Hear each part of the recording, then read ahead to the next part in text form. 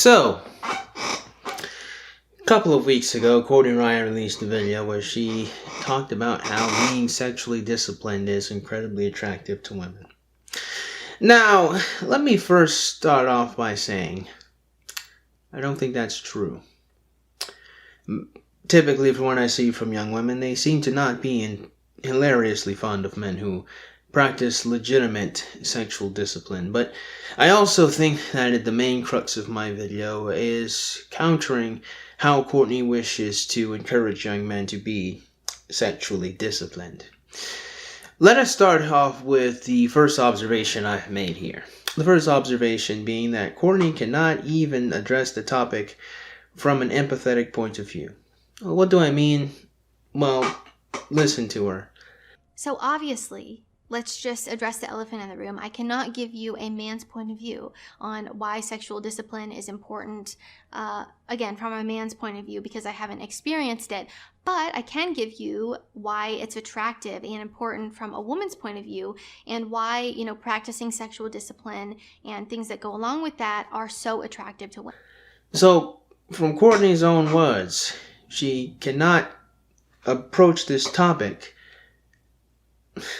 from a man's point of view, which is peculiar to me that she would lack such insight or empathy or understanding when she can just call her fiance or perhaps walk into the other room where I would imagine that young man presides and have a conversation with him. It's a little goofy to me. It almost feels to me that this woman is not looking at men as people so far as automatons that have a desire sexually for women. Because honestly, it shouldn't really be hard to understand from a young man's point of view, or for a young man's sake at the very least, as to why being sexually disciplined would be beneficial to him. Now, this might seem a little bit like I'm splitting hairs, and there's not much of a good reason to focus on this.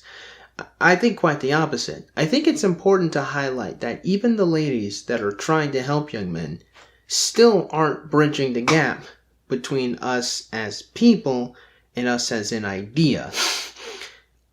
They're still not connecting that we have a humanity, that we exist as our own people with thoughts and feelings and aspirations that go a little bit beyond we just want to put our dicks inside of women. So, Courtney then plays a video that she saw from TikTok, which I found to be rather interesting. I'll explain why after we will play the video. If my man is not sexually disciplined and he's so immersed in sex and wanting to watch porn and wanting to do this. A man having sexual discipline is probably one of the most important characteristics that a man can have. Or at the very least, a man being interested in cultivating sexual discipline. Now, what does sexual discipline look like? It looks like a man who doesn't watch porn. It looks like a man who is not begging or thirsty for intimacy from random women or from you. A man who has standards and isn't just going to engage intimately with any woman that throws herself at him. It looks like a man who is interested in creating healthy sexuality with his partner and not just repackaging the internalized patriarchy, which is basically porn and the things that we see in porn. Now, all of that seems to have been, or it might be better to say it like this. You could have summed up everything you said by saying, get yourself a good Christian boy. Get yourself a good old homegrown Christian boy that's celibate. Even if he's not a good old fashioned Christian boy, you could at the very least just get a man that's celibate. Now, I know what some of you people are thinking because you have been brainwashed by the culture and you don't understand how the English language works. I don't blame you, but I'm sure some of you people are sitting there saying to yourself, but I thought being celibate meant that you couldn't have sex.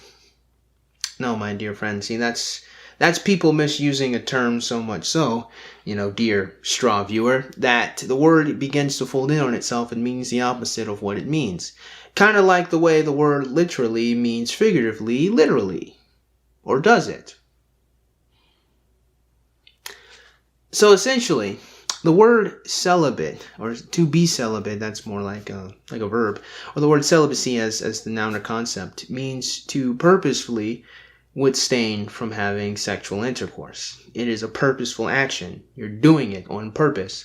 I find it interesting that Courtney just didn't use the word, not only in its title, but the young lady who made her TikTok just didn't use the word to just say or summarize all her different ideas. I think it's probably a lot to do with the fact that people are afraid of the involuntary celibates, which is, in case you realize, a fucking contradiction.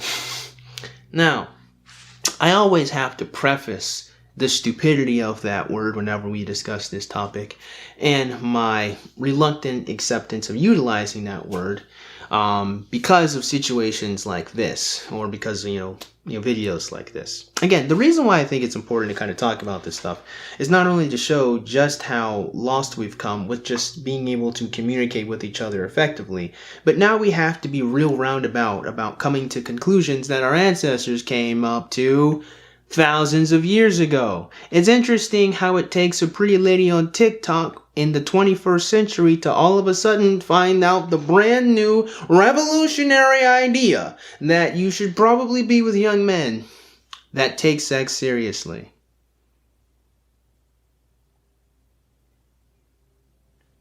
Do we really need to wait for her to finally tell us? Should the young ladies have waited for her to finally tell them something so obvious? A man having sexual discipline is probably one of the most important characteristics that a man can have. Or at the very least, a man being interested in cultivating sexual discipline. Now, what does sexual discipline look like? It looks like a man who doesn't watch porn. It looks like a man who is not begging or thirsty for intimacy from random women or from you. A man who has standards and isn't just going to engage intimately with any woman that throws herself at him. It looks like a man who is interested in creating healthy sexuality with his partner and not just repackaging the internalized patriarchy, which is basically corn and the things that we see in corn. Without these qualities, a man is completely weakened, he is not dependable, and he cannot be trusted. He will also likely harm you by cheating or by expecting too much of you. Now, let us say that I concede every single point this young lady makes, and this is all 100% correct. I mean, for the most part, I don't really have a counter argument, but I want you to notice the way that it's framed. It is framed in a manner of which women have to have a form of self-preservation for themselves. It is not framed in a way that this is something good for the young man unto himself to have. The reason why this is problematic is because people are still looking in relationships, or most relationship videos are framed from a selfish point of view, where you're looking for expectations and requirements of the other person, not because you think that these are good, important qualities for themselves or perhaps even for their children to have, but because you want them to work in the manner you want them to work to make you feel good about you. And the problem is, if you keep looking at relationships from its selfish point of view, you're missing the entire purpose of it. It is supposed to be a partnership where two people are working together, one giving something to the other, and one giving another back to that same person. Like an infinity symbol. We're all working together, we're all exchanging, we're all working back and forth. It's not as simple as a transaction where I just give you this and you just give me that. It's a partnership where we're constantly working back and forth. It's like the waves crashing on the ocean, right? The waves don't just hit the sand. They hit the sand, they come back, hit the sand, come back, hit the sand, come back. It's goofy. The reason why I want you guys to think about this is that you have to remember again that there's got to be give and take. There's a push, there's a pull. You have to do your part, and that young lady has to do her part. You can't keep looking at relationships as just what can I get from that person. You also have to look in relationships as to what can I give to that person. And am I giving something worthy enough to reciprocate X? That's a humbling experience that you need to have. It goes beyond the scope of this video. Now, let's actually start getting into a little bit of as to why this is supposedly attractive to young ladies. Sexual discipline, I mean. Celibacy, because turns out there's a whole word for that. You don't need two distinct words to explain it. On a technicality, and I think this might be really important, on a technicality, it may be that our young lady friend here did not say celibate because she didn't mean a young man that withstood from sex. And in fact, this is just another one of ladies' clever roundabout ways to separate the chaff from the Chad. And somehow Chad, as magnanimous as he is, getting so many different options, is so strong mentally as to refuse them all. When that's minute fraction of the men that are able to get a whole bunch of sexual options is a bit of an understatement now, isn't it? Especially the ones that are permeating the internet. There are very few so-called alpha males who talk about the benefits of celibacy and abstaining from sex. I say very few when the correct answer is actually not one. Not one. Not one. So why is this attractive? Showing self-control and discipline makes women respect you. And this applies to more than just specifically intimacy. Working out, eating healthy, your job, your success, all of these areas of your life typically flourish when you have self-control and discipline around them. And these are all things that are sexy and desirable to women. Now, first of all, it's still not actually technically true that women find men who are sexually disciplined, I would say, attractive, so much as they find it attractive when attractive men are sexually disciplined. It's like self-control is so attractive and sexy to women when sexy and attractive men are doing it. Right? It's not, you're not going to have that quality in lieu of any type of desirability. And a young lady will find that respectable. In fact, the thing about being cocky, or the thing about people disrespecting individuals that have virtue, a lot of the time comes from when they find that there's a lack of a reason or lack of a basis for those people to have that virtue or to have that standard or to have any type of thing. For example, confident, ugly people are oftentimes seen as creepy or cocky because people don't think that they actually have the looks to match up or back up the way that they feel or what they're presenting about themselves. And I'm sure you guys have all seen it and perhaps even experienced it once or twice in your life. The truth of the matter is, having self-control is something that's going to be beneficial to you. It's not something that is unto itself seen as sexually attractive to women. In fact, a woman's not even going to be able to perceive that you have self-control unless you've already engaged in having conversations with her. If you're already engaged in having conversations with her, you've already been checked out as being physically attractive. This is all just icing on the cake. Ironically, this icing on the cake exists mostly still for the woman's sake. As in, it's not that the young lady is glad that you're able to maintain your frame and reject the numerous other women that come around because you actually value sex as an important thing to her. Although it's possible to meet young ladies like that, most women are not that switched on. What they're really happy about is the fact that as a attractive man who's had lots of different options, you weighed them all out and you picked her above all the other women to be the one that's going to be your sexual partner. In other words, you're making her feel special, which once again is not about how self-control is good for you, but how self-control is good for her. It's still a remarkably selfish point of view to come at all of this stuff. And I understand what a lot of you guys are saying. You guys are probably thinking this is a whole bunch of conjecture and nonsense, and I'm taking it all too seriously. Except, I am speaking a lot from my own personal experience. There was a time, and I would maintain that even now currently, I was hilariously celibate, if you could even frame it in that way. Where there have been numerous times where I refused to have sex with women that offered it up to me. And the reason why was because I wanted to be a virgin and be with another virgin and trade that virginity and grow our relationship and learn sexuality together without the influences and biases of previous sexual encounters. I wanted to go in there fresh and learn her body and have her be fresh and learn my body, right? I failed in that regard, much to my dismay. However, during that time period of which I was a virgin and told women straight up that be the case, I never got a lick of any bonus respect. They didn't care, right? There was no, I'm glad you're a virgin. There's no, I'm proud or I'm happy. This is a great thing. There's none of that. There's no, wow, you must have really controlled yourself. None of that. It was, That's odd. Huh, that's peculiar. Or, really? For real? I don't believe you. That's what it was. I got a lot of that. Never got any, well, man, you must be really sexually disciplined. That's attractive. I don't even think they even thought it, let alone, again, they never articulated it.